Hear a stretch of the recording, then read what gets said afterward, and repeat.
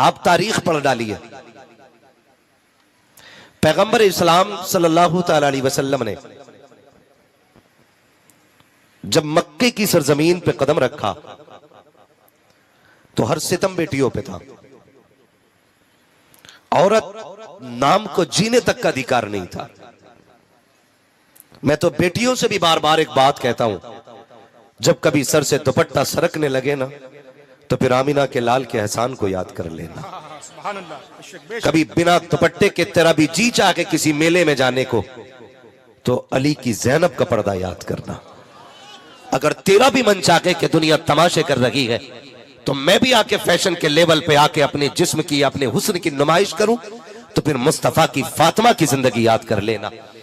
आज दिल दुखता है यार, दिल दुखता है। आज सोशल मीडिया ने हमारी कौम का बेड़ा गर्क करके रख दिया, बेड़ा गर्क करके रख दिया। नाम फातिमा है और रील्स उसकी देखो सोशल मीडिया पे भरी हुई है। नाम ज़ैनब है, सोशल मीडिया पे इज्जत की नीलामी हो रही है। टके टकों के लिए हमारी कौम की बेटियों ने दुपट्टे उतार दिए। बाप भी कहता मेरी बेटी के 3 लाख फॉलोवर है, मेरी बेटी के 70,000 फॉलोवर है, मेरी बेटी को आधा हिंदुस्तान जानता है। आग लगे ऐसे फॉलोवरों को जो सिर्फ जानने के लिए और सिर्फ हुस्न के मतवाले होते हैं, जो सिर्फ तेरी बेटी की इज्जत के लुटेरे होते हैं। क्या करोगे इन फॉलोवरों का जो मरने के बाद काम ना आ सके? अगर फॉलोवर बनाना है तो रब के फरिश्तों को फॉलोवर बनाओ, रब के चाहने वालों को फॉलोवर बनाओ। दावे के साथ कहता हूं, अगर तेरी लाश इन फॉलोवरों के बीच में 5 लाख नहीं 5 करोड़ के बीच में होगी, कोई तुझे हाथ लगाने नहीं आएगा। लोग तेरे जिस्म से डरेंगे। क्या कि अच्छा हो तू कनीज़े फातिमा ज़हरा बन जा और तेरा जनाजा चलेगा। खुदा की कसम वली भी बढ़ के कांदे देंगे, उलमा बढ़ के कांदे देंगे। लोग पूछेंगे ये किसका जनाजा है? कोई कहेगा प्रधान की बेटी का जनाजा है, कोई कहेगा ठेकेदार की बेटी का जनाजा है। लेकिन फरिश्ते कहेंगे चुप हो जाओ, तुम नहीं जानते हो ये कनीज़े फातिमा ज़हरा का जनाजा जा रहा। नारे तकबीर, नारे रिसालत, अज़मते बेटी कॉन्फ्रेंस, मसलके आला हज़रत हज़रत अल्लामा मुफ्ती हम्माद रिया साहब किबला किबला जिंदाबाद जिंदाबाद जिंदाबाद। मेरी कौम की बेटियों जिंदाबाद जिंदाबाद। उम्र जिंदगी कट जानी है, डॉलर के सहारे भी कटनी है और रब की रहमत के सहारे भी कटनी है। जिंदगी तो कटनी ही है। ओ भाई, जी वो भी रखे गए जिनके हाथ पैर नहीं है, जी वो भी रखे गए जो जहाजों में उड़ रहे हैं। लेकिन किसी की कब्र में तुमने सोने की चादर बिछती नहीं देखी होगी। सबको मिट्टी में लेटना है, सबको मिट्टी में लेटना है। गैरत आती है। ये रील्स के ऊपर, सोशल मीडिया के ऊपर नाचने वाली कौन? हमारी बेटियां। आज सारे रो रहे ना, सारे रो रहे, इर्तिदाद इर्तिदाद इर्तिदाद। मौलवियों ने बेड़ा गर्क कर दिया, कोई असर इनकी तकरीरों में नहीं हो रहा है, ये रोक नहीं पा रहे। कहीं मुझे बता तो सकी, रब ने तुझको तेरे घर का जिम्मेदार बनाया था, मुझे बता तो सकी तूने अपने घर का कितना ख्याल किया। काश तूने शरीयत मुस्तफा को फॉलो किया होता तो आज तू किसी का मोहताज नहीं होता। अपनी बर्बादी का जिम्मेदार दूसरों को ना ठहराया करो। मैं आपको बता दो, ये तो सभी ने जाना है कि जिसके घर में बेटी हो जाती है वो जन्नत का अल्लाह ताला उसको परवाना अता फरमा देता है। लेकिन खाली 3 बेटियों का निकाह कर देना कि जन्नती होने के लिए काफी नहीं है। उससे पहले 3 काम जरूरी है। आप जानिए तो सही 3 काम कौन से जरूरी है। जब अल्लाह बेटी दे तो उसका नाम वो रखो जो रब को भी पसंद हो, मदीने वाले मुस्तफा को भी पसंद हो। जब वो नाम रख चुको उसके बाद उसको ऐसी तरबियत दो, वो तालीम दो जो तालीम अल्लाह और उसके रसूल के करीब कर दे। अब तुम मुझे बताओ तो सही, तुम्हारे घर के अंदर बेटी पैदा होती है, मौलाना जरा बताओ बेटी आई है, क्या नाम रखा जाए? तो मौलवी ने तो यूं पढ़ा था ना, मेरे नबी ने फरमाया जिसने अपनी बेटी की मोहब्बत में, मेरी बेटी की मोहब्बत में अपनी बेटी का नाम फातिमा रखा है, कयामत के दिन मैं उसका भी हाथ पकड़ के जन्नत में दाखिल करूंगा जो मेरी बेटी की मोहब्बत में अपनी बेटी का नाम फातिमा रखेगा। मौलवी ने सर उठाया, कहा जाओ बेटी का नाम फातिमा रख दो। तुमने कह दिया मजा नहीं आया, ये तो ओल्ड हो गया है, कोई नाम नया नाम बताओ। कहा इससे ज्यादा नया नाम कौन सा होगा, इससे ज्यादा खूबसूरत नाम कोई नहीं। तुम पलट के आए, तुमने बेटी का नाम कहां से लिया कि इसका नाम सारा रखो, इसका नाम सानिया रखो, इसका नाम फला रखो। तुमने एक पुरुषों के नाम उठाए और उठाने के नाम बेटियों के रख दिए। उसके बाद जब नाम की नहुसत आई है और तुम्हारी बेटी बेगैरत होके घर से निकलने लगी है तो तुमने ये कहा बेड़ा मौलवियों ने गलत किया है। नहीं, खुदा की कसम, बेड़ा तुमने गलत किया है। अगर तुमने अपनी बेटी का नाम फातिमा रखा होता तो उसकी रग रग में हया होती, एक एक सांस के अंदर उसके अंदर खातून जन्नत की मोहब्बत होती। जिंदाबाद जिंदाबाद जिंदाबाद, सुभान अल्लाह सुभान तुम्हें अल्लाह। पहला नाम रखना था। सुभान अल्लाह सुभान अपनी अल्लाह, बच्चियों का नाम अच्छा रखो। क्या रखोगे पहला नाम? जोर से, जोर से। ये पीछे वाले क्यों नहीं बोल रहे? क्या नाम रखेंगे? ये नाम रखा जाना चाहिए। मुबारकबाद पेश करता हूं महराज भाई को, इन्होंने अपनी बेटी का नाम फातिमा रखा है। वाह सुभान अल्लाह। और हुजूर ने फरमाया अपने बच्चों के अच्छे नाम रखो, क्योंकि नाम का असर जात पे होता है। बेशक, हाँ, नाम का असर जात पे होता है। तो सबसे पहले तो नाम रखने में गड़बड़ी कर दी, नाम रखने में गड़बड़ी। अगली बात, फिर उनके बाद उनकी तरबियत होनी है। तरबियत कैसी होनी है? हम जो तरबियत देते हैं जरा गौर करें। हमारी तरबियत, अल्लाह माफ करे, बुरा ना मानिएगा, ईद है, त्यौहार है। आज मार्केट में शर्म वाले कपड़े खरीदने चले जाओ ना रेडीमेड, तो एक कपड़ा भी हया वाला मार्केट में नहीं आ रहा है। ये कंडीशन है। और किसी मुसलमान से कहो ना ईद पे यार क्या बेच रहा है, कहता मौलाना तुम्हें क्या मालूम, चल ही यही रहा है। यही कहते ना, यही चल रहा है, अब जो चलेगा वही तो बेचेंगे, इसके अलावा कुछ चल ही नहीं रहा है। आप जरा गौर करें, खरीदने वाला कौन था ईद पे कपड़े? मुसलमान। बोले मुसलमान थे ना। बेचने वाले कौन थे? जोर से, मुसलमान। पहना किस दिन गया वो कपड़ा? और जोर से। ईद क्यों होती है? ईद का मतलब क्या है? क्यों ईद होती है? आप बताएंगे क्यों ये खुशी मनाई जाती है? 30 रोजे हो गए इसलिए, अब रोटी खाने के दिन खुल गए इसलिए। 30वें दिन जो रोजे मुकम्मल होते हैं, चांद नजर आता है, ईद जो मनाई जाती है ना, वो इस चीज की खुशी होती है हमें रब ने इस माह मुकद्दस के सदक़े में माफ कर दिया है। ये मतलब ईद का होता है, हमारे गुनाह माफ हो चुके हैं। और पूछो इन उलमा से, ये आपको बताएंगे ईद के दिन रोजा रखना हराम है। क्या है? हराम है, हराम। रोजा रखना हराम है। किसके लिए रोजा होता है? अल्लाह के लिए ना। किसके लिए रखते हो रोजा यार? अल्लाह के लिए। लेकिन ईद के दिन रोजा रखना, सारे बोले मैं कुछ बताना चाहता हूं, ईद के दिन रोजा रखना। और जोर से। क्यों? क्योंकि उस दिन हम अल्लाह के मेहमान होते, उस दिन हम अल्लाह के मेहमान होते हैं, इसलिए हमें रोजा रखना हराम है। उस दिन हम रोजा नहीं रख सकते हैं। आज हम अल्लाह के मेहमान हैं। अब मुझे बताओ तो सही, मैंने आपकी दावत की, आप वैसा चेहरा बना के आते हो जैसा मौलवी को पसंद है। मैं इसलिए तकरीर करने आया क्योंकि मुझे तकरीर के लिए बुलाया गया है। हम जिसके दरवाजे पे जाते हैं बुलावे पे, कोशिश ये रहती है उसको हमसे नाराजगी ना हो। मुझे बताओ तो सही, ईद के दिन हम तो रब के मेहमान थे और खुशियां भी इसलिए मनाई जा रही थी कि ईद का दिन है। आज हम गुनाहों से साफ हो गए हैं, हमारे रब ने हमें माफ कर दिया है। जैसी ईद के दिन सूरज निकला है, हमारी बेटियों ने बेगैरती वाला लिबास पहना, ऐसे कपड़े जिनमें बदन नजर आ रहा था। ईद के नाम पर अय्याशियों के बाजार गर्म किए गए, चौराहों पर बेटियां बेपर्दा घूमने निकल गई। मैं पूछना चाहता हूं उस वक्त फरिश्ते क्या कहते होंगे जिस दिन तुम्हें ईद की खुशी के अंदर रोजे रखने को हराम किया गया, तुम्हें रब की तरफ से दावत दी गई है। उस दिन हमारी बेटियों ने बेगैरती वाला लिबास पहना और फिर ये लोग कहते हैं क्या हो गया है, रमजान पर इबादत की है, अभी महीना गुजरा है, देखो तो बारिश लगी हो रही है। बताओ तो सही, अगर अल्लाह को राजी करने की बजाय उसको नाराज करोगे तो बारिश कहां से होगी, रहमत कैसे आएगी? ए मेरी कौम की बेटियों, फैशन में कुछ भी चलता हो, तुम्हें डिजाइन नहीं देखना है। अगर देखना है तो लिबास फातिमा ज़हरा देखना है, मुस्तफा की पसंद देखना है। दुनिया कुछ भी पहने, तुम वो पहनो जिसको खुदा पसंद करे, मुस्तफा पसंद करे। नारे तकबीर, नारे रिसालत, अज़मते बेटी कॉन्फ्रेंस, मसलके आला हजरत हजरत अल्लामा मुफ्ती हम्माद रजा साहिब की मिलाद उलमाए अहले सुन्नत फैजान हुजूर खतीबुल बराहीम जिंदाबाद ओ जिंदाबाद। भाई, मेरे कहने से आपकी बेटी नहीं रुकनी है, इन उलमा के कहने से नहीं रुकनी है बेटी। रईसुल अत्किया सरकार सैयद उवैस मुस्तफा वास्ती फरमाते हैं, ये फितना तब बंद होगा जब सीनों में इश्क मुस्तफा की आग लग जाएगी। हाँ, बेशक बेशक बेशक, सुभान अल्लाह। उसके अलावा ये बंद नहीं हो सकता है, उसके अलावा ये बंद नहीं हो सकता। हर सीने में इश्क मुस्तफा की आग लगना जरूरी है।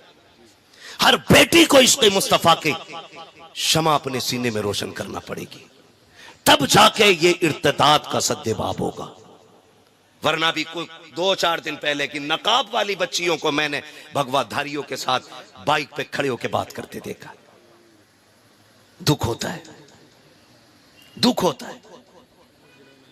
ओ भाई, ये नकाब ऐब छुपाने के लिए नहीं था, ये नकाब इज्जतें बचाने के लिए था। इस्तेमाल गलत कर दिया लोगों ने, इस्तेमाल गलत कर दिया। चंद बिगड़ी हुई नकाब पोशों की वजह से शरीफ जादियों का जीना हराम है, शरीफ जादियों का जीना हराम है।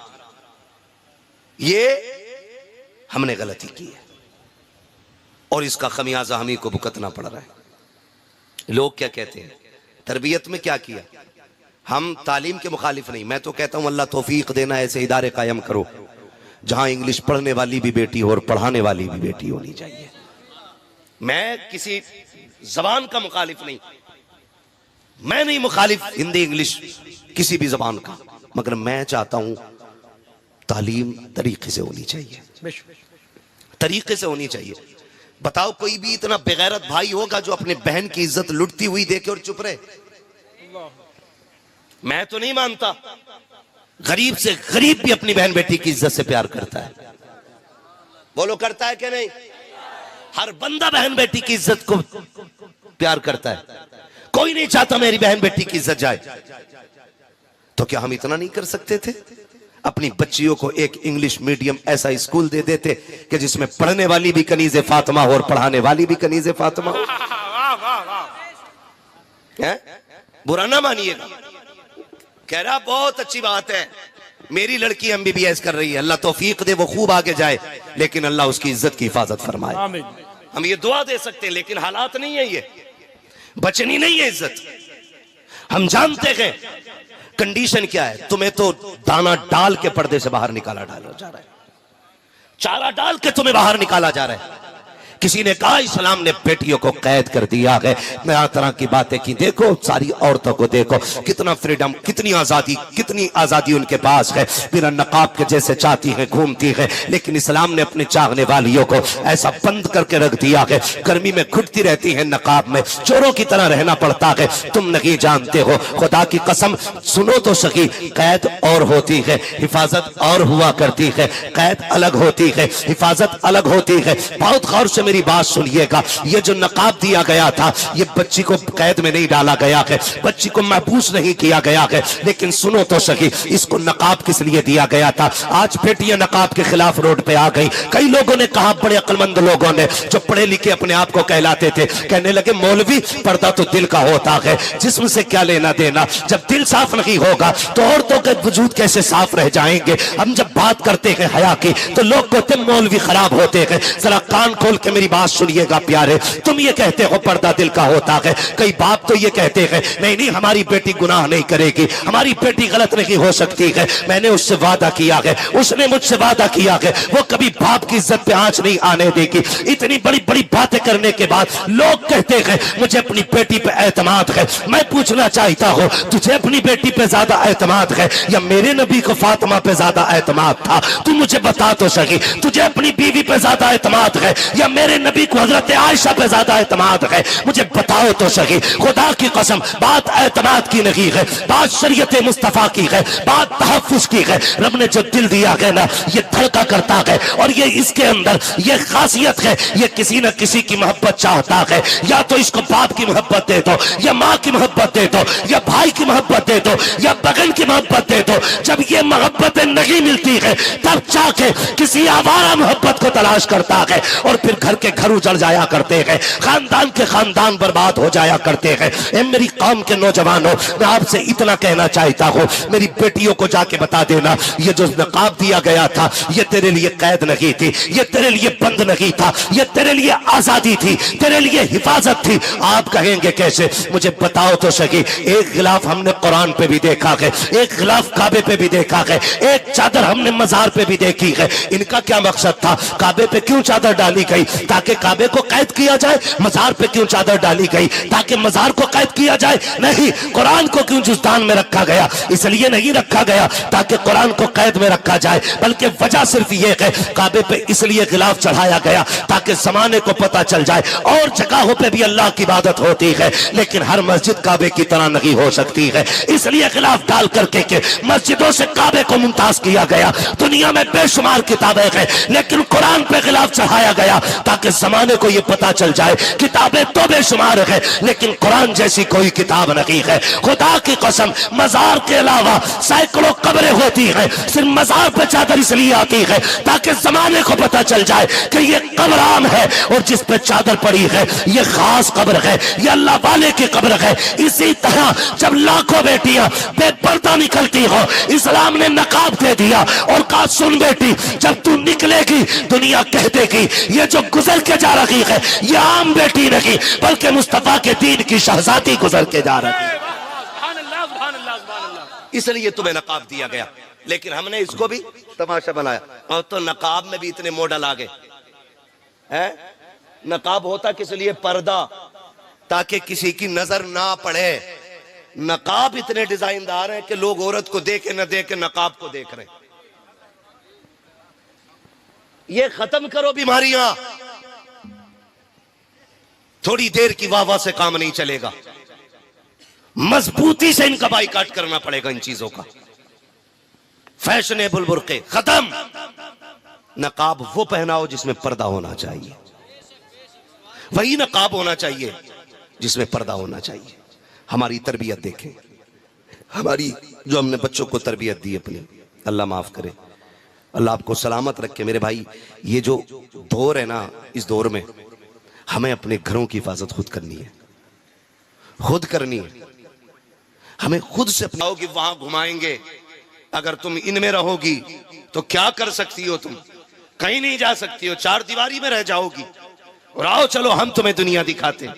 किसी ने सोने का लालच दिया, किसी ने गाड़ी का लालच दिया, किसी ने जेवर का लालच दिया। ए मेरी बहन, ए इस्लाम की शहजादी, सुन तो मेरी बेटी कान खोल करके, दुनिया की कोई भी दौलत तेरी इज्जत की कीमत नहीं बन सकती है। अल्लाह ने जितनी बड़ी इज्जत तुझको अता की है, सारी दुनिया का सोना एक पल्ले में रखा जाए और किसी गरीब की बेटी की इज्जत को एक पल्ले में रखा जाए, फिर भी एक गरीब की बेटी की इज्जत का बदल पूरी दुनिया का सोना नहीं बन सकता है। ये तेरी इज्जत का कमाल रब ने अता किया है, ये इज्जतें तुझे रब ने दी थी। तो बेटियां चली जाती हैं जेवर छोड़ करके। मेरी बहन बेटी कान खोल के सुन लेना, ये दुनिया की जिंदगी 4 दिन की है। कितने दिन जी लोगी? 60 साल, 70 साल, 80 साल, 100 साल। मौत सभी को आनी है, एक दिन सभी को मर जाना है, कोई यहां नहीं रहेगा, तुमको भी चले जाना है। ए मेरी बहन कान खोल के सुन, अगर फाके करने पड़े अल्लाह की रजा के लिए फाके कर लिया करो। अगर एक जोड़ी कपड़े में जिंदगी गुजारनी पड़े, एक जोड़े कपड़े में जिंदगी गुजार लो। अगर एक जोड़े कपड़े में जिंदगी गुजारोगी,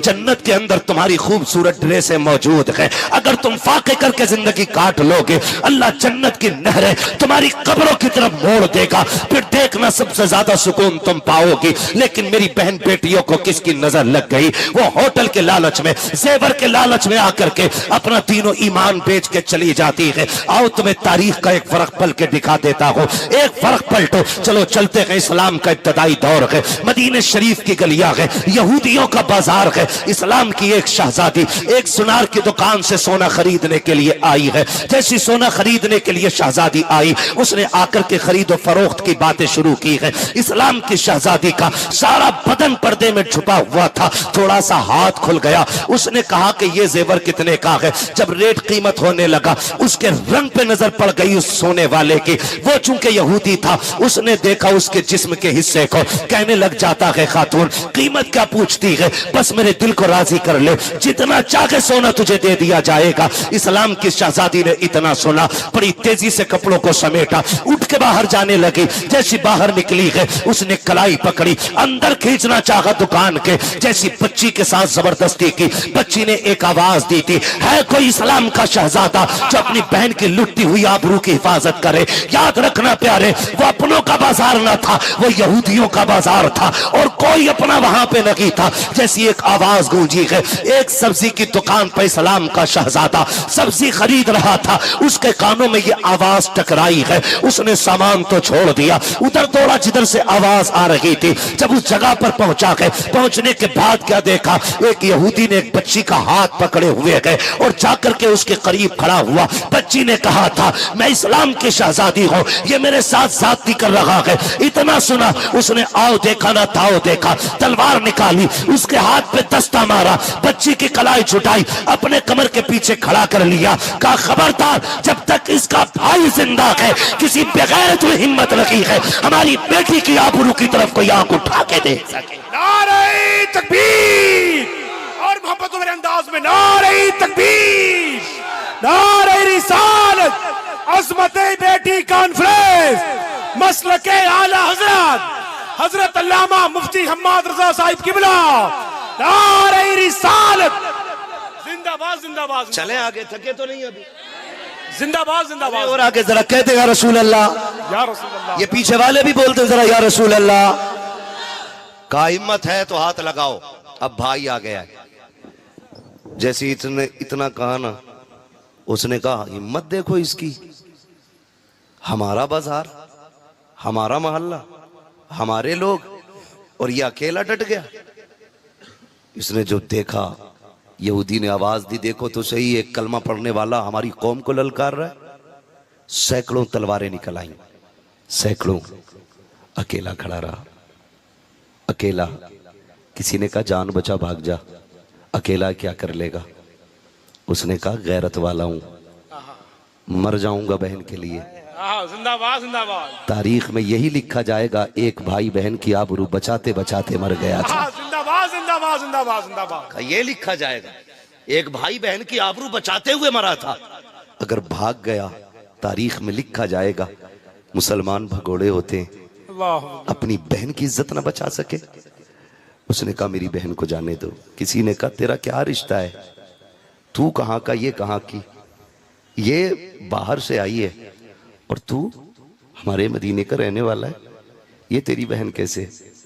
उसने कहा था इस रिश्ते को तुम नहीं जानते हो, कुछ रिश्ते वो हैं जो खानदान से बनते हैं, कुछ रिश्ते वो हैं जो माँ बाप बनाते हैं, इसका मेरा वो रिश्ता है जो हमारे रसूल पाक बनाते हैं। हमारा इसका रिश्ता हमारे हुजूर ने बनाया है, हमारे हुजूर ने बनाया है, मैं इसे छोड़ के नहीं जा सकता। अगर हिम्मत है तो हाथ लगा के दिखाओ। एक आगे बढ़ाना तलवार निकाल के, और जैसी बच्ची की तरफ हाथ बढ़ाना चाहो, उसने ऐसी तलवार मार दी कि उठती हुई तलवार सबने देखी थी, गिरती हुई तलवार किसी ने नहीं देखी थी। जिंदाबाद जिंदाबाद जिंदाबाद। गिरती हुई तलवार किसी ने नहीं देखी। फिर क्या देखा? एक सर था, एक धड़ था, वो इधर तड़प रहा था, ये इधर तड़प रहा था।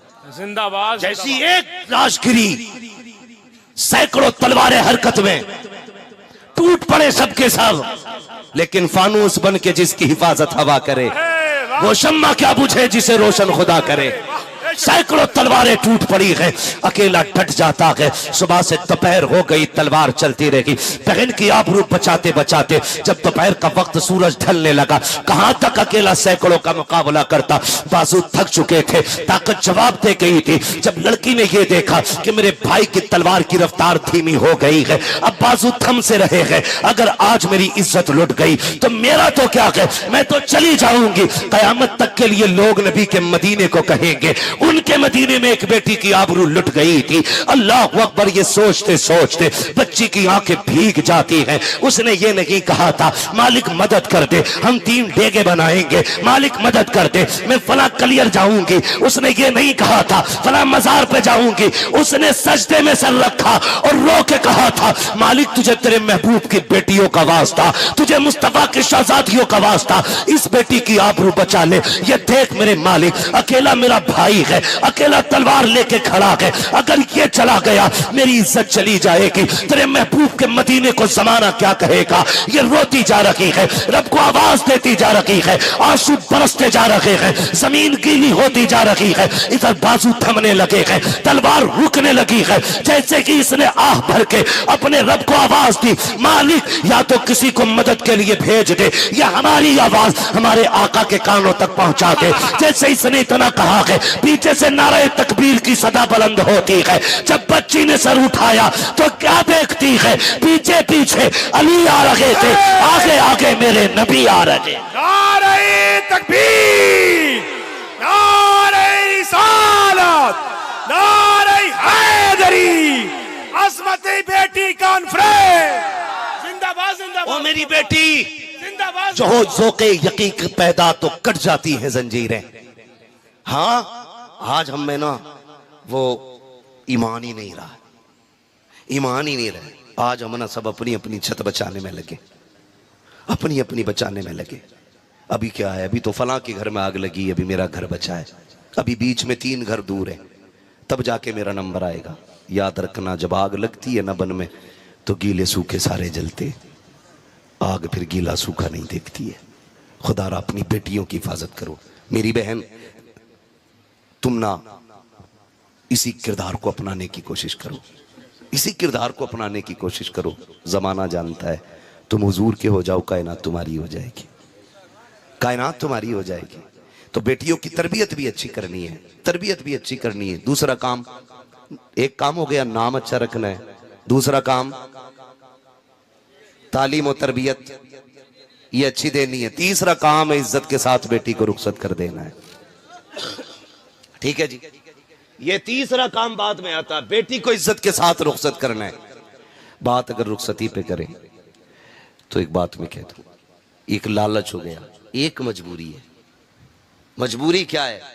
जिनकी उम्रें हो गई हैं और निकाह के पैगाम नहीं आ रहे और जिंदगी यूं गुजारना मुश्किल है, तो फिर वो बेटियां ज्यादातर ऐसी होती हैं उनमें से जो मजहब छोड़ जाती हैं। इसका जिम्मेदार कौन है? इसका जिम्मेदार कौन है जो बेटियां मजबूरी में मजहब बदल रही हैं?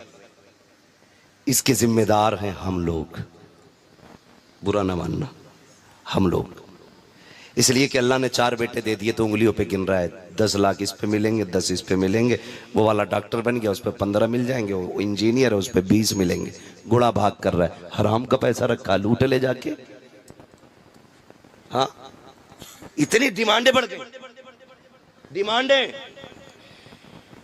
और गरीब बाप करे क्या यार? बेटी पालना आसान है? लोग कहते हैं क्या दिया है उसने? यार बेटी दे दी, और क्या चाहिए था? आप जानते हो बकरीद आ रही है ना, बकरीद, बकरीद में क्या होता है? क्या होता है बकरीद पे? ये बच्चे बोल रहे हैं, बड़े भी बोल सकते हैं। इसमें क्या होता है? कुर्बानी। बकरीद पे क्या होता है?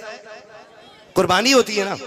उसमें ऐसा भी होता है, कुछ लोग 6 महीने पहले बकरा ले आते हैं, कुछ 2 महीने पहले, कोई साल भर पहले, कोई पालता ही घर में है ना। तो जब कुर्बानी के लिए बकरा जाता है ना, तो उसको भेजते हुए या बेचते हुए या कुर्बान करते हुए ना ख्याल आता है ना, आता है कि नहीं? आता है ना।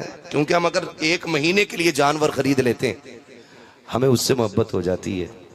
फिर एक बाप तो अपनी बेटी को 20 साल पालता है। अगर तुम्हें बकरा प्यारा हो सकता है तो बाप को बेटी कितनी प्यारी होगी। लोग कहते हैं क्या दिया है? लोग ना, तुम किसी से कबूतर लेने चले जाओ ना फ्री में, कबूतर इतना सा होता है। कितना बड़ा होता है कबूतर? इतना बड़ा होता है ना। कितना बड़ा होता है कबूतर? इतना होता है ना कबूतर। आप एक कबूतर किसी से लेने चले जाओ, वो फ्री आपको नहीं देता। बाप का एहसान मान यार, 18 साल की 6 फीट की बेटी तेरे हवाले कर देता है और तुझसे कुछ बदले में नहीं लेता, कुछ बदले में नहीं लेता, फिर भी कह रहा 10 लाख लूंगा। और गुस्सा तो उन बेगैरत बापों पे आता है जिन्होंने पूरी जिंदगी में 2 कमरे बनाए होते हैं। कितने कमरे? जोर से बोलो ताकि गैरत आए। 2 कमरे बनाए होते पूरी जिंदगी में, और जहेज की इतनी लंबी लिस्ट लिए घूम रहा होता है। जहेज की लंबी लिस्ट लिए घूम रहा होता है, ये भी चाहिए, ये भी चाहिए। जहेज आया ना तो दीवान द्वारे में पड़ा है, समझ रहे ना? दीवान द्वारे में, सोफे गेट पे, और बेड जो है सिर्फ कमरे के अंदर है, बाकी अलमारी अंदर है। घूमने सुमने, वॉशिंग मशीन सारी धूप में। मुखिया ये क्यों? जगह ना रही अंदर,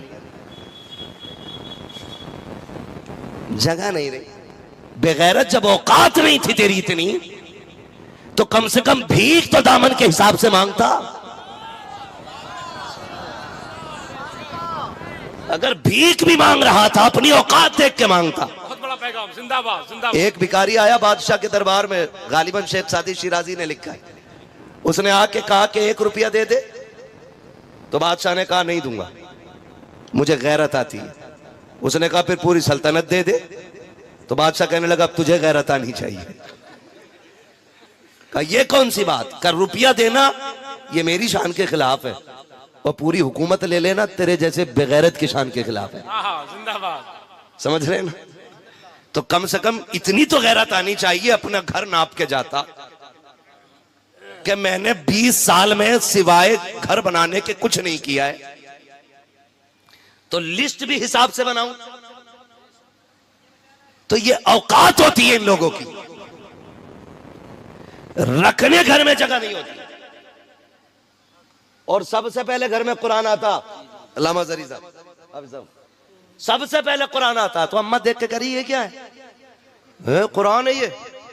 तो कह रही है कि पहले से तो 2 कुरान रखे थे, पहले से ही तो रखे हैं, तो उन्हें कोई न पढ़ता। ये सास कह रही है बेगैरत कि 2 कुरान पहले से रखे, इन्हीं की क्या जरूरत थी? इन्हें मस्जिद में पहुंचवा दो, मस्जिद में पहुंचवा दो। ये कितना बड़ा अलमिया है। घर के अंदर 5 मेंबर है ना, तो मोबाइल 6 है, लेकिन कुरान एक ही है। चलाने के लिए मोबाइल अलग अलग चाहिए, और एक कुरान को 6 लोग भी नहीं पढ़ते, वो भी महीने महीने रखा रहता है। उसमें भी सास कह रही है क्या जरूरत थी इसकी? ये आवाज किधर से आ रही है? माइक है क्या उधर पे? ये इसकी क्या जरूरत थी? सारी चीजें रख ली घर में, कुरान की जरूरत का पता नहीं है। इसलिए कि सास ने न खुद पढ़ा है कुरान, न बेटियों को पढ़ा है। कुरान घर में आता है तो मुसीबत आती है। फिर वैसे पूछती है फ्रिज है, माशाल्लाह इस कोने में रख दो। ये क्या? वॉशिंग मशीन, माशाल्लाह उस कोने में रख दो। इसमें क्या? तुम्हारा पानदान, ये भी रखो। इसमें क्या? अब्बा का हुक्का, ये भी रखो। कितनी ऐसी चीजें होती हैं जो पूरी जिंदगी इस्तेमाल नहीं होती, लेकिन देने के लिए बाप पे प्रेशर बनाया जाता है। मेरी कौम के नौजवानों, निकाह को आसान करो, निकाह को आसान करो, निकाह को आसान करो। इतना मुश्किल ना करो कि बेटियां या तो मरने पे मजबूर हो जाए या धर्म बदलने पे मजबूर हो जाए। इसके जिम्मेदार वो लोग होंगे जो शादियों में डिमांड करते जा रहे हैं, शादियों को महंगा करते जा रहे हैं। अभी मेरे एक भाई ने सुल्तानपुर के अंदर शादी की थी, 11 लोगों को लेकर के गया था निकाह के लिए। उसने जहेज में कोई डिमांड नहीं की, ससुराल वालों से ये कहा था कि अगर कुछ दोगे भी तो वो मैं नहीं लूंगा, अपनी तरफ से या तो मस्जिद में दे दूंगा या मदरसे में पेश कर दिया जाएगा। जिंदाबाद जिंदाबाद जिंदाबाद। जाओ जाके देखो, वो जिंदा है अब भी, उसे मौत नहीं आई, वो नीचे नहीं पड़ा गया, वो किसी के टुकड़ों पे नहीं है। शुक्र है अल्लाह का, उसकी धड़कन तुमसे अच्छी चलती होगी। बेशक बेशक, जिंदाबाद। उसके टुकड़े तुमसे अच्छे होंगे। वो खाता भी होगा तो सर उठा के खाता होगा, वो कहता होगा शुक्र है मालिक, तूने मेरी प्लेट में खिलाया है, मेरी बीवी के बाप की प्लेट में नहीं खिलाया है। वाह वाह वाह वाह। वो सोता भी होगा तो शान से सोता होगा। मालिक एहसान है तेरा, तूने मुझे बीवी के बिस्तर का मोहताज नहीं किया, तूने मुझे मेरे बिस्तर का मोहताज किया है। ये बेगैरती नहीं है? लल्ला की शादी में अभी 16 साल है, अब्बा आज से ही खाट की पट्टी जोड़ जोड़ के बिछा रही है। बेड मिलेगा उसे, प्लास्टिक की कुर्सी तोड़ तोड़ के नई पुरानी कर ली, सोफा नहीं खरीद रहा, लल्ला को जहेज में मिलेगा। बाइक नहीं खरीदते, जहेज में मिलेगी। ये बेगैरती है हमारी। और मेरे भाई, निकाह इतने आसान कर दो ताकि गरीब से गरीब बेटी भी कहे शुक्र मालिक हुजूर की उम्मत में पैदा किया गया। यहाँ कोई किसी का बोझ बना नहीं करता गए, बल्कि एक दूसरे का बोझ उठाया करते हैं। सुभान अल्लाह सुभान अल्लाह। ऐसा माहौल बनाओ, ऐसा माहौल बनाओ कि निकाह आसान हो जाए। करेंगे इंशाल्लाह, इंशाअल्लाह करेंगे इंशाल्लाह। बताओ, ससुर के देने से भला होता है कि खुदा के देने से भला होता है? खुदा के देने से। ये वही बोल रहे हैं जो ससुर का खा के बैठ चुके, वो बोले जिनको मिलना बाकी है अभी। किसके देने से भला होता है? जोर से, खुदा के देने से भला होता है। तो फिर क्यों मांगते हैं ससुराल जाकर? हैरत होती है। अब्बाओं से गुजारिश, अब्बाओं से मेहरबानी करो, अब्बो तुम जो लिस्ट लिए घूम रहे हो ना कि बेड ये वाला होना चाहिए गाड़ी, तुझे एक दिन भी बेड पे लेटने नहीं देगा तेरा लल्ला। सही है। हाँ हजरत, एक दिन बाइक पे नहीं बैठाता इसे। और अब्बा मर गया बुलेट के लिए, बुलेट ही चाहिए, कुछ हो ना हो गाड़ी चाहिए, चाहे तेल डालने का पैसा ना हो, गाड़ी चाहिए। ये कंडीशन हमारी कौम की है। तुम हुजूर के तरीके को अपनाओ, जिंदगी इतनी आसान हो जाएगी कि तुम सोच भी नहीं सकते हो, सोच भी नहीं सकते हो। अल्लाह जिंदगी इतनी आसान कर देगा, आप सोच भी नहीं सकते। इसलिए आज फातिमा बेटी की विलादत की खुशी में ये जश्न है। आज इस फातिमा के नाम की वजह से उस फातिमा का सदका लेके जाओ और ये अहद करके जाओ, हम शादियां मुश्किल नहीं करेंगे, शादियां आसान करेंगे। करेंगे इंशाल्लाह आसान, इंशाअल्लाह करेंगे आसान। बारात में कितने जाओगे? 12-13 तो दामादी हो जा करके, और जो फूफा ना जाए वही रूठ जा। हाँ, कम से कम इतने तो जाइए जो बेड़ा गर्क कर दो लोंडिया वाले का। मैं तो कहता हूं खत्म करो बारात का रागी, चंद जिम्मेदार लोग जाएं और लड़की वाले से कहते हैं खाली पानी पिला देना, जिंदाबाद। उसमें भी तेरा एहसान होगा। पानी पे भी बोल देना, पानी पिला देना, तेरा एहसान होगा। हमें खाना नहीं चाहिए, हमने अली को दूल्हा बन के मस्जिद नबवी में जाते देखा था, हमने हुजूर का दामाद देखा है। आज अल्लाह माफ करे हल्दी डे, अल्लाह अकबर। एक की हल्दी होती है पूरा घर मेंढक बन जाता। हक है, जिंदाबाद जिंदाबाद जिंदाबाद जिंदाबाद। पीला पीला है, पर्दे भी पीले, कपड़े भी पीले, चप्पलें भी पीली, हल्दी लगी, शिकल भी पीली, अकल भी पीली, सारे पीला हो गया। बरसात के मेढे निकले पड़े। हाँ, और उस पे लिखा हुआ है हैप्पी हल्दी, हैप्पी हल्दी। शिकल बिगाड़ दी। अरे क्यों लगा रहे हो हल्दी भाई? क्यों क्यों लगती है हल्दी? मुझे बताओ ना, कोई तो वजह होगी, बोलो। क्यों? डर लग रहा है ना गोरा होने के लिए, इसलिए तो हल्दी करते हो। क्या मतलब है उसका भाई? वो सुन्नत नहीं, वाजिब नहीं, फर्ज नहीं, मुस्ताहब नहीं है यार, कोई तरीका नहीं हमारे इस्लाम का। वो है क्या ये हल्दी? किसी बेवकूफ ने कह दिया अब हल्दी रगड़ने पीला हो जाएगा। कभी भैंस को पीला होते देखा हल्दी से? बताओ, ये हंसने की बात है यार। पूरा घर पीला हुआ पड़ रहा है, हाथ में घुनघुने, धागा लपेट रखा है, गुनगुना का, यही दूल्हा है। कंडीशन देखो हमारी, 3 दिन हल्दी हो रही है, पूरा घर पीला का पीला है, शिकल पीली, अकल पीली, बाल पीले, कपड़े पीले, लगता ही नहीं किसी तरफ से ये इंसान जा रहा है। हैरत होती है हम कहाँ आ गए हैं। अगर तुझे हुस्न की जरूरत थी तो ये उपटन न लगा था, पीले कपड़ों में न टहलता, हल्दी न रगड़ता। दावे के साथ कहता हूँ 10 दिन में एतकाफ की नियत कर, मस्जिद में जाके बैठ जा, 10 दिन के बाद एतकाफ से निकल, खुदा की कसम हल्दी से वो हुस्न नहीं आएगा जो रब की बारगाह की इबादत से अल्लाह तुझे हुस्न अता फरमा दे। जिंदाबाद जिंदाबाद जिंदाबाद, सुभान अल्लाह सुभान जिससे अल्लाह। हुस्न आता था वो छोड़ ही दिया। ये हल्दी लग गई है, उससे आगे बढ़ू, बुरा तो नहीं लग रहा है? महराज भाई है कि नहीं यहाँ पे? हाँ बैठे रहिएगा, कभी कोई बाद में मुझसे सवाल करे अपना जवाब खुद देना कि मौलवी बड़ा कड़वा बुलाया था। ओ भाई अपना यही मसला, मैं आईना को दिखाऊंगा दाग चेहरे के, जिसे खराब लगे सामने से हट जाए, सीधा मसला अपना यही है। कोई लगी लिपटी नहीं है। ओ भाई पैसा खर्च करते हो, बुलाते हो, नजराना देते हो, मैं चापलूसी करके पैसा जेब में रख के नहीं लेके जाना चाहता।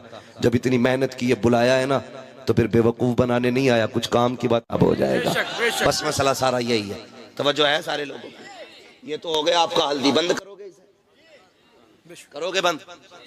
जोर से बंद करोगे? ये इधर वाले लोग क्यों नहीं बोल रहे?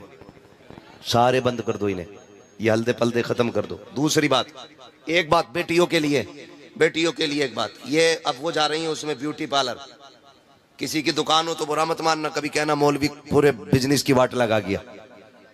हाँ ब्यूटी पार्लर क्या होता? ब्यूटी पार्लर में, ब्यूटी पार्लर में मेकअप है, शिकल बदल दी जाती, पूरी शिकल, रात में कुछ और थी, सुबह में कुछ और है।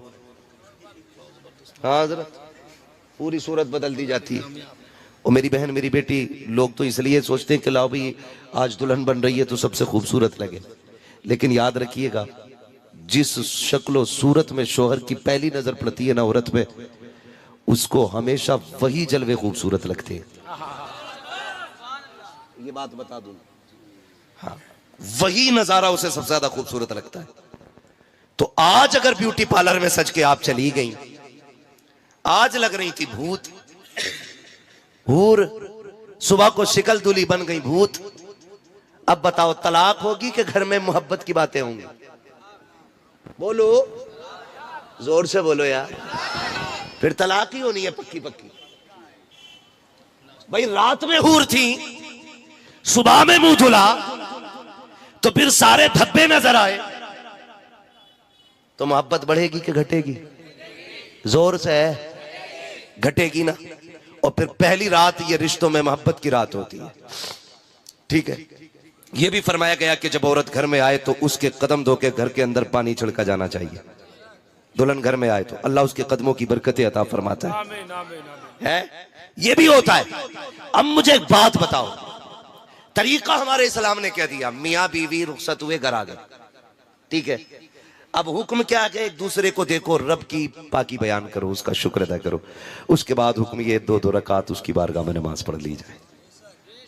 यही तो करना था ना। अब नमाज पढ़ने के लिए वुजू शर्त है, और वुजू वो करेगी जिसका मेकअप किराए का नहीं होगा। जब वो 8,000 में चेहरा बनवा के आई है तो तुम्हारे 1 लोटा पानी से धोएगी? बोलो, बात समझ में आ रही है आपकी?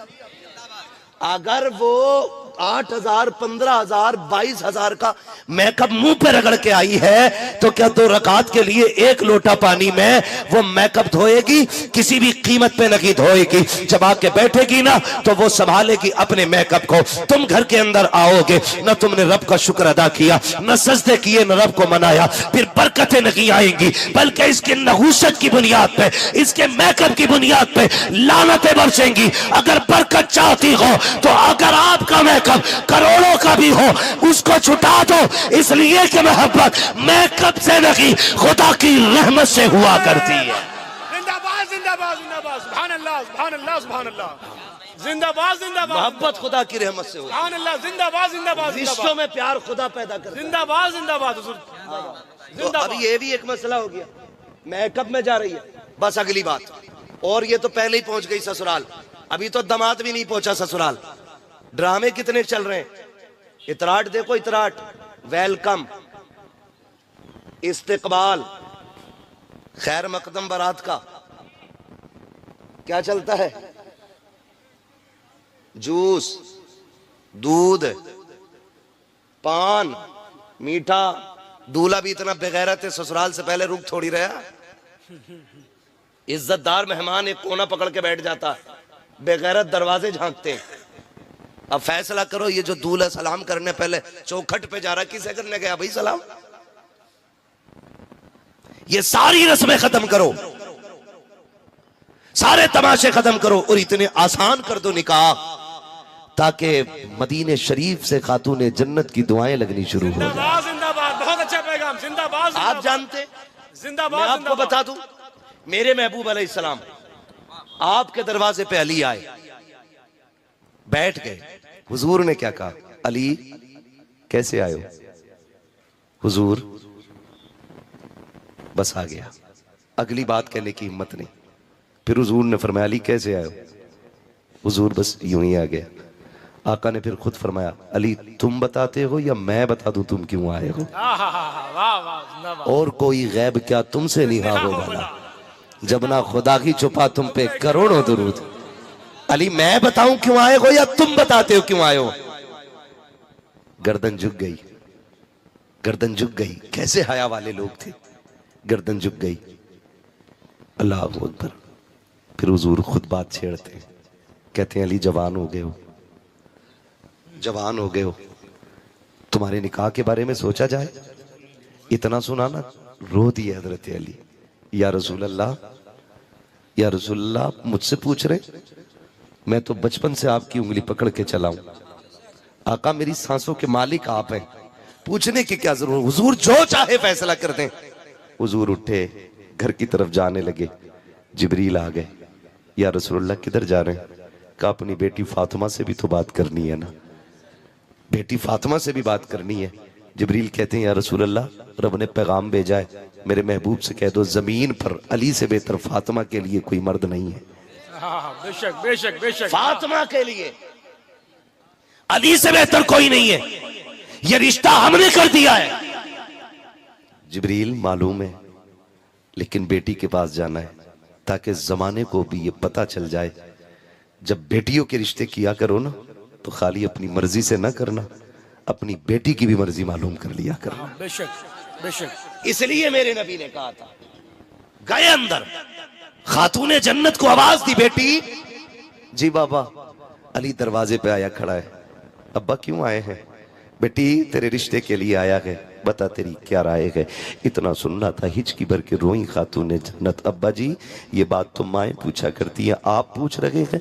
हुजूर ने बेटी को तसल्ली दी, फरमाया बेटी बताओ ना, अली आया है, बताओ क्या राय है?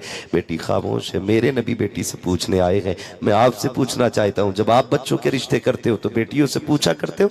बेटियों से कभी पूछता है तुमने कि मैं तुम्हारा रिश्ता फला के साथ कर रहा हूँ? कभी ख्याल किया बेटियों की फिक्र का? कह देता नहीं जी मैं प्रधान हूँ, जबान दे के आया हूँ, अब जान जा सकती है, जबान नहीं बदल सकता हो। मैंने अपनी बेटी के रिश्ते की फलां से हाँ कर दी है, अब मैं बर्दाश्त नहीं करूंगा, बात टल जाएगी। और तुम्हें खुदा का वास्ता, तुम बेटों से 10-10 बार पूछा करते हो ना कि तेरा रिश्ता करना है, एक बार बेटी से भी पूछ लिया करो। तुम जानते हो बेटों से इसलिए पूछा करते हो क्योंकि बेटा निकाह के वक्त भी इनकार कर सकता है, और बेटी से इसलिए नहीं पूछा जा सकता है क्योंकि बेटियां कभी बाप की इज्जत को उछलता हुआ नहीं देखा करती है। हमने देखा है बेटियों की जिंदगी को, कितने बापों ने जबान की बात पे आकर के हम जी जबान दे चुके हैं, इसलिए बेटी के रिश्ते के लिए अब कहीं और नहीं हो सकता है। वही बेटी जिसका बचपन में हाँ कर दिया था, कभी शराबी के दामन से जो बांध दी जाती है, कभी ज्वारी की गोद में डाल दी जाती है, कभी किसी कबाबी के घर में डाल दी जाती है, और बेटियों के जिगर को सलाम करता हूं। और यार मैं तुमसे कहा करता हूं, जब बेटियां पैदा हुआ करे तो चेहरे न बिगाड़ा करो,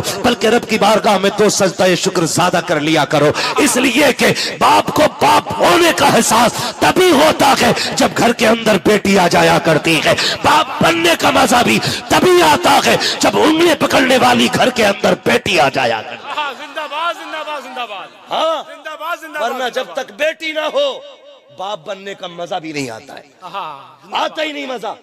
बाप बनने का मजा भी तब आता है जब बेटी होती है घर में।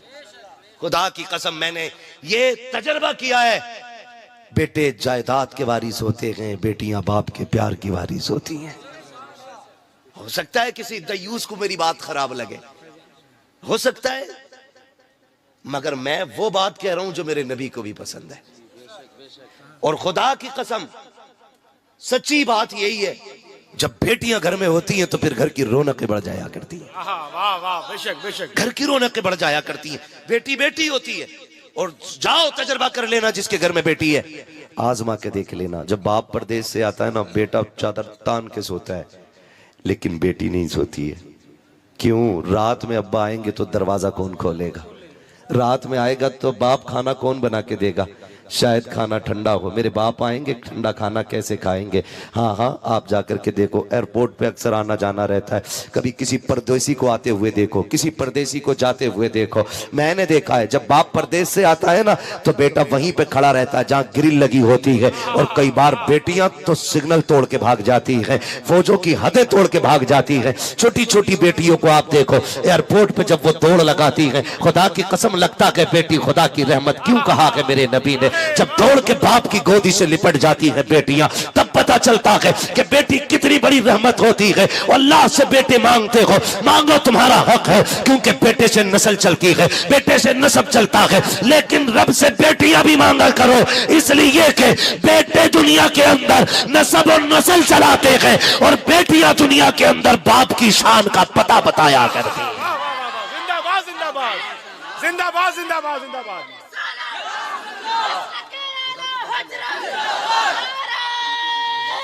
जिंदाबाद जिंदाबाद जिंदाबाद जिंदाबाद जिंदाबाद जिंदाबाद जिंदाबाद। बहुत अच्छा, जिंदाबाद जिंदाबाद। अल्लाह सलामत रखे मेरे नौजवान भाइयों को, अल्लाह हुजूर का सदका अता करे। 1 घंटे से ऊपर सुई जा चुकी है, जरा कह दे सारे या रसूल अल्लाह। माशाअल्लाह हजरत देखें, ऐसा लग रहा है जैसे महफिल शुरू हो रही है। लेकिन एक एक बात याद रखिएगा, खाली वाह वाह में बात खत्म नहीं कर देनी है, एक एक बात याद करके लेके जानी है। एक एक बात, बाप बेटियां बाप के नसब का पता देती है, शान और शौकत का पता देती हैं। जब बेटी हया से गर्दन झुका के चलती है ना, तो गली में लोग पूछते हैं ये किस बाप की शहजादी गुजर के जा रही है। हाँ, उसके दुपट्टे की, उसकी नजरों की निचाई को देख करके लोग पता लगा लेते हैं ये किसी शान वाले बाप की बेटी गुजर के जा रही है।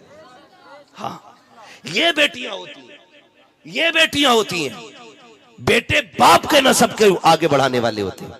बुरा ना मानना, अल्लाह से बेटी मांगो, अल्लाह से बेटी मांगा करो। तजर्बा करना, अगर बाप इंतकाल कर जाए ना तो वो जनाजा घर में पड़ाओ और रोने की आवाज ना आए ना तो समझ लेना शायद इस घर में कोई बेटी नहीं है। जनाजा घर में और कोई रोता ना हो, समझ लेना बेटी नहीं है। और खुदा की कसम देखना, कभी जनाजा बाप का होता है ना तो बेटे थोड़ी देर रोते हैं, फिर दाएं बाएं हो जाते हैं। लेकिन आज तक मैंने किसी बेटी को बाप का जनाजा छोड़ के उठते हुए नहीं देखा है, छोड़ के उठते हुए नहीं देखा है। बाप के बगैर बेटियां जीने की आदी होती नहीं है। दर्द नहीं जाना अपने, समझे अगर नहीं जाना तो हुजूर के ना, जब आपका विसाल का वक्त करीब आया ना, हुजूर ने खातून जन्नत को रोते हुए देखा, बुलाया, कान में 2 बातें कही। एक बात कही ना तो खातून जन्नत रो पड़ी, दूसरी बात कही तो खातून जन्नत हंसने लग गई थी। ये बेटियां होती हैं, बेटियां। मैं समझाने लगा हूं, अल्लाह करे आपकी समझ में मेरी बात आ जाए। हाँ, हुजूर ना बेटी से 2 बातें कही। उम्मुल मोमिनीन आयशा सिद्दीका कहती हैं, फातिमा बताओ ना वो क्या बातें थी जो हुजूर ने विसाल के वक्त तुमसे कही थी। एक बात सुन के रो दी थी, दूसरी बात सुन के हंस दी थी। खातून जन्नत ने कहा था मेरे कान में बाबा ने मुझे रोते हुए देखा तो मेरे कान में कहने लगे बेटी मैं दुनिया से जाने वाला हूँ। कहने लगे मैं बाप की जुदाई के गम से रोने लग गई। मैं जब बेतहाशा रोई ना, अब्बू ने मेरे कान में कहा फातिमा रोना, मेरे बाद सबसे पहले तू ही मेरे पास आने वाली है। ये रिश्ते होते। और याद रखिएगा, हुजूर के विसाल के बाद हुजूर के गम में सबसे ज्यादा रोने वाली जात को खातून जन्नत कहा जाता है। बेटी रोई है, ये बेटियां होती हैं। बाप के जनाजे को छोड़ के बेटियां नहीं जाती हैं। और जनाजा उठता भी है ना तो बेटियां दौड़ जाती हैं, जनाजे के पीछे दौड़ती हैं, कहती हैं हमें भी साथ लेके चलो। अब किसके बगैर रहेंगे? अब इसके बगैर जिंदगी कैसे गुजरेगी यार? अब सोच तो सही ना, ये कितना प्यार बेटियां किया करती हैं। हमने तो सिर्फ कहा अल्लाह 4 बेटे दे दे, 5 बेटे दे दे। जिसके पास 5 बेटे उसके लट का कोई सामना नहीं कर सकता है, झगड़े में कोई इसका मुकाबला नहीं कर सकता। मगर तुझे पता है बेटियां क्या होती हैं? खुदा की कसम, बेटियां कभी कभी वो कर जाती हैं जो बड़े बड़े बेटे नहीं कर पाया करते हैं। बेटियों का ताल्लुक बाप से बड़ा गहरा होता है, बड़ा खास ताल्लुक होता है। बाप बेटी का रिश्ता बड़ा गहरा होता है। आज लोग कुछ मुंह चढ़ा लिया करते हैं, बेटी पैदा हो जाती है तो लड्डू दुकान पे रखे रखे सूख जाते हैं। दुकान वाला कहता है यार लड्डू तो ले जा, कहता मुंह बंद कर, बेटी आई है लड्डू का क्या करना है, फेंक दे रोड पे, मुझे नहीं चाहिए मिठाई। और तुम्हें खुदा का वास्ता अगर बेटी आया करे तो डबल लड्डू बांटा करो, इसलिए कि बेटी जब आती है खाली हाथ नहीं आती है बल्कि रब का पैगाम लाती है। और वो ये कहती है अब्बा मुबारक हो, मैं अपना भी रिस्क लेके आई हूं और अपने सदके में तेरा रिस्क भी साथ लेके आई। बेटियां कभी खाली नहीं आती, बेटियां कभी खाली नहीं आती। बेटा ईद के दिन जूता लेके खड़ा हो जाता है, कपड़ा वही चाहिए जो प्रधान के लोंडे ने पहना है। अब्बा कह रहा बेटे तनख्वाह नहीं मिली है, कह रहा गला दबा दूंगा, कहीं से भी ला के दे। लेकिन अगर बेटी ना समझो, छोटी हो और बाप मजदूर हो ना, अब्बा कहता बेटी कपड़े नहीं बनाएगी, वो यूं चेहरा देख के कहती अब्बा अभी पिछली ईद पे तो बनाए थे, परहेज कर लेंगे वो खुद से फिर से नए लगने लग जाएंगे। ये बेटियां होती हैं। और बेटी का रिश्ता तुझे बताऊं, खुदा की कसम, बाप बेटी के दरमियान, अब इसके बाद जिद ना कीजिएगा, मैं बस आपके इसरार पे मैंने 10 मिनट आगे बढ़ाए हैं, मैं ये बात पूरी करने लगा हूं। बाप बेटी का रिश्ता देखे कितना अहम रिश्ता होता है, कितना अहम रिश्ता होता है। आप जरा गौर कीजिएगा मेरे हुजूर किस छोटी साहबजादी हजरत सैयदा तैयबा ताहिरा